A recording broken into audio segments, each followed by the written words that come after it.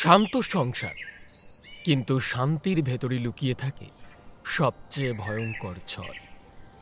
দেবলীনা এই বাড়িতে বউ হয়ে এসেছে ৬ মাস হল, অথচ আজও সে হাসি দেখার চেয়ে দুশ্চিন্তা বেশি দেখেছে। দেবলীনা মা, এই নথিগুলো দেখে আমার মাথা কোনো কাজই করছে না। জমির কাগজপত্র সব সব কেমন ঘেঁটে গেল। এই সিলটা একদম নতুন মা, অথচ জমিটা তো দাদু ভাইয়ের। জমির কাগজপত্র তো অনেক হওয়া উচিত ছিল। কিছু তো একটা গোলমাল আছে। ওই ওই আমাদের আত্মীয় সুদীপ ও নীলমাধব, ওরা নকল কাগজ বানিয়ে জমি জমি কেড়ে নিতে চাইছে মা। গ্রামময় বলে বেড়াচ্ছে আমাদের জমিটা নাকি ওদের, অথচ আমি আমি জানি এটা আমাদের জমি। আমাদের কোনো নকল জমির কাগজপত্র নেই, সব আসল আসল। জমি চলে গেলে আমরা চলবো কিভাবে বাবা? আমার চাকরিটাও গেল, মানুষের সামনে মাথা তুলতে পারি না। আমাদের পরিবারে যা রোজগার, তার উপরে এই জমির ঝামেলা, কি যে হবে এখন তা কেবল ভগবানই জানেন। আমি খুঁজে বের করব আসল নথি, সত্যিটা সামনে আনবো। এই অন্যায় চলবে না মা। বাড়ির সবাই ঘুমিয়ে গেলে দেবলীনা নিঃশব্দে উঠল। এই ঘরে আলো জ্বলে না। ভয়, অভাব আর পরাজয়ের অন্ধকারে ঢেকে আছে পুরো পরিবার। দেবলীনা সেই অন্ধকার ঠেলে অনেক দিন বন্ধ থাকা সেই ঘরের দিকে এগিয়ে গেল, যদি কিছু পাওয়া যায় সেই আশা। আমি আসল নথিটা বার করেই ছাড়বো, দেখিয়ে দেব সত্যি কাকে বলে। বাবা সকালে কি যেন বলছিল, নীলমাধব আর সুদীপ ওদের জমি এটা। আমাকে আগে এটা জানতে হবে, আমাদের জমির নথিটা আসল নাকি নকল। অনেক দিন ধরে পড়ে থাকা ঘরের দরজা আস্তে করে খুলল, যাতে কারোর ঘুম না ভেঙে যায়। ঘরটা অনেক পুরনো জিনিস রয়েছে, অনেক আগের কার আমলে। দেবলীনা লোহার জম ধরা আলমারির কাছে গিয়ে আস্তে করে দরজাটা খুলল। অনেক খোঁজাখুঁজির পর একটা ছোট্ট মতো বাক্স খুঁজে পেল। এটা এটা তো অনেক পুরনো বাক্স মনে হয়। দেখি তো খুলে কি আছে।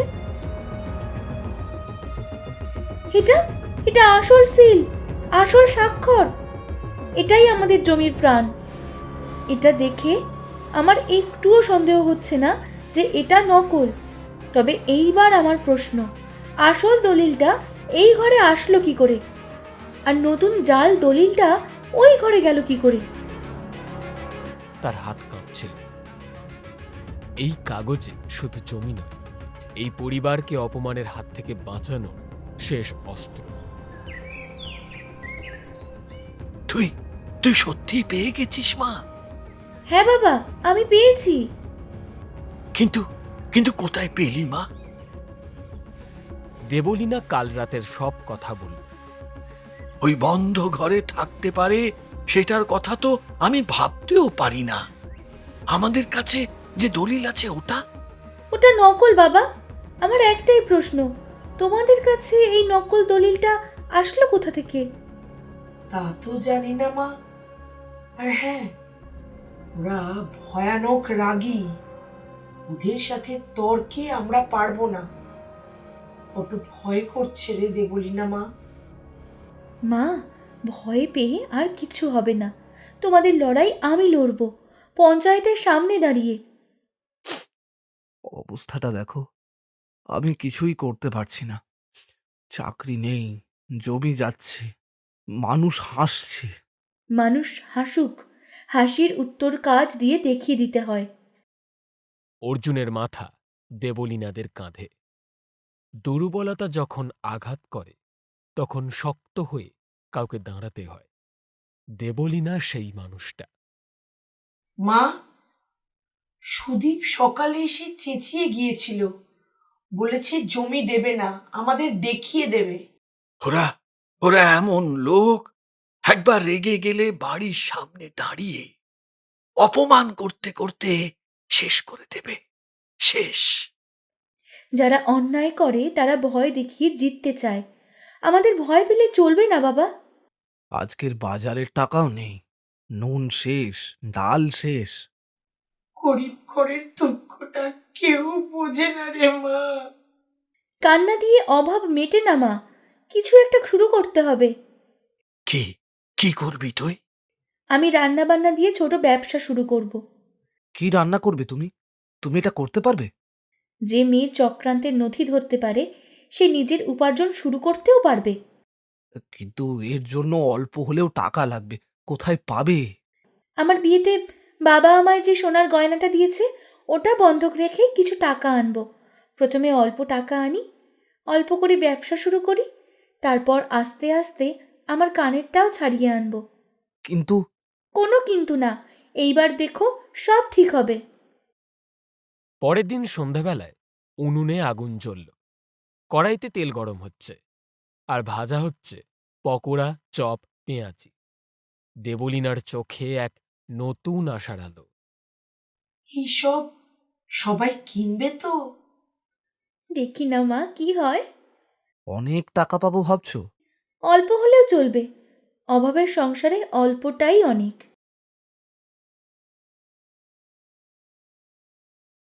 বৌদি, পকোড়া ভাজার গন্ধ তো বাইরে থেকেই পাচ্ছিলাম। আমার দুটো পকোড়া দাও। ভালোই হলো, বাড়ির কাছে সন্ধ্যার খাবার পাওয়া যাবে। অবশ্যই, এটা নিন, আর আচার চাইলে দেখুন। আমায় দাও তো।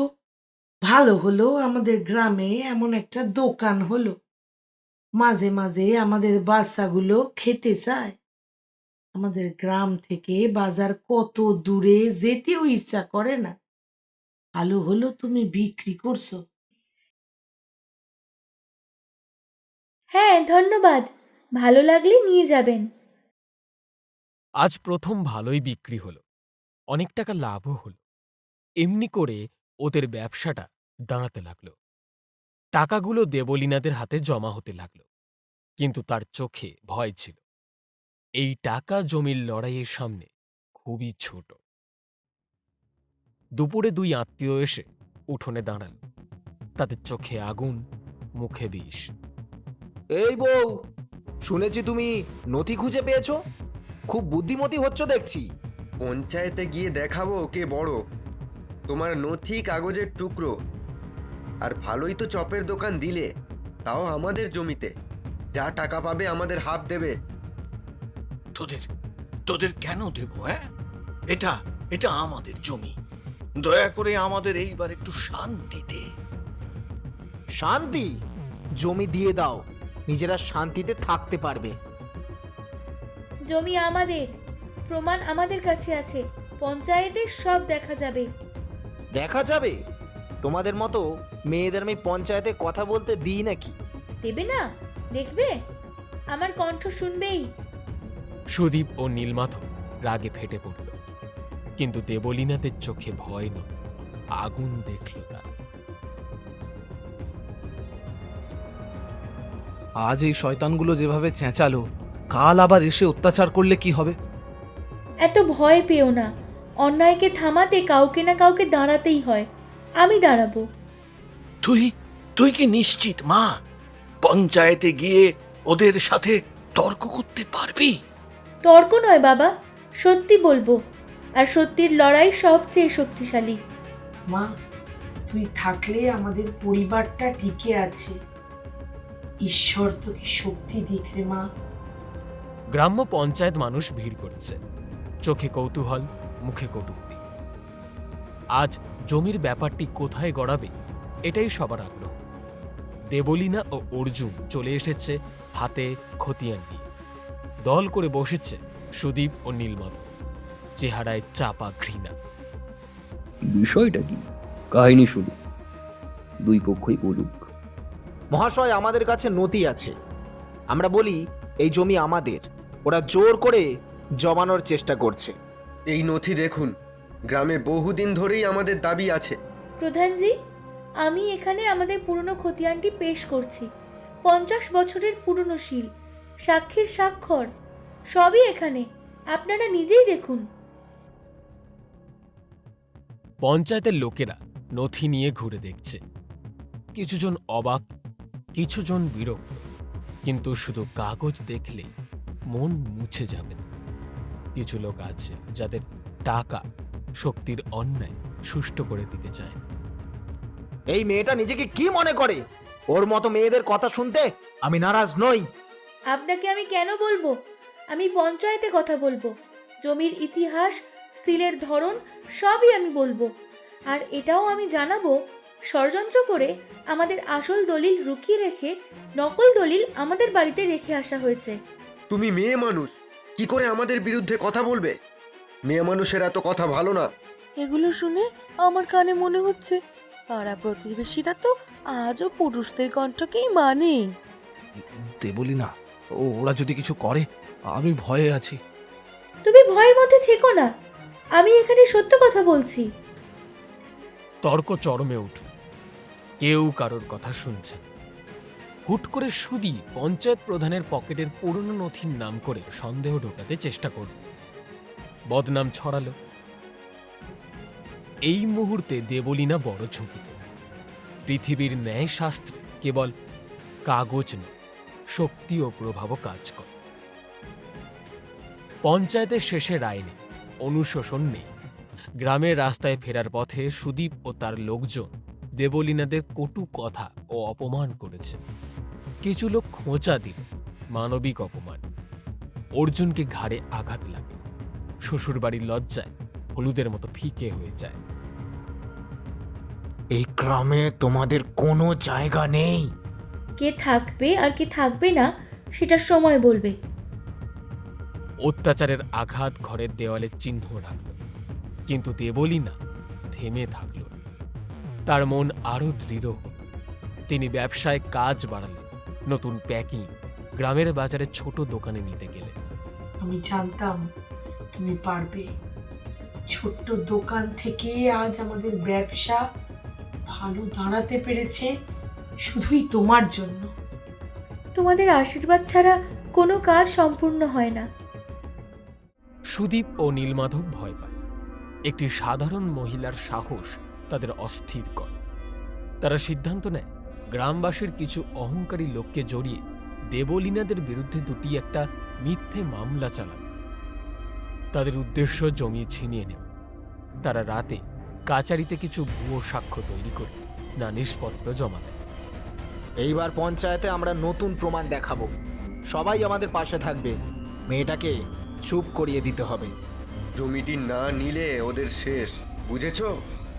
তারা এমন পরিকল্পনা করেছে যা শুধু জমি নয়, একটি পরিবারের ভবিষ্যৎ শেষ করে দিতে পারে। দেবলীনাদের ব্যবসা ধীরে ধীরে বাড়তে লাগল। এখন দোকানে সব রকম খাবার রাখে, ভালো রোজগার হয়। দোকানের টাকাটা পরিবারের সম্ভার হিসেবে আসলেই আলো দেখালো। কিন্তু সেই মুহূর্তে সুদীপ আর নীলমাধব নতুন ষড়যন্ত্রে হাত দিল। তারা বাজারে গুজব ছড়ালো যে দেবলীনাদের পণ্য নকল, মানহানিকর। লোকজন কিছুটা সন্দেহ করল। তারা যতই চেষ্টা করুক আমাদের নামে বদনাম করার, আমরা থামবো না। সত্যি বললেই মানুষ বুঝবে। ব্যবসায়ের মান রাখবো আর জমির জন্য লড়বো, দুটোই চলবে।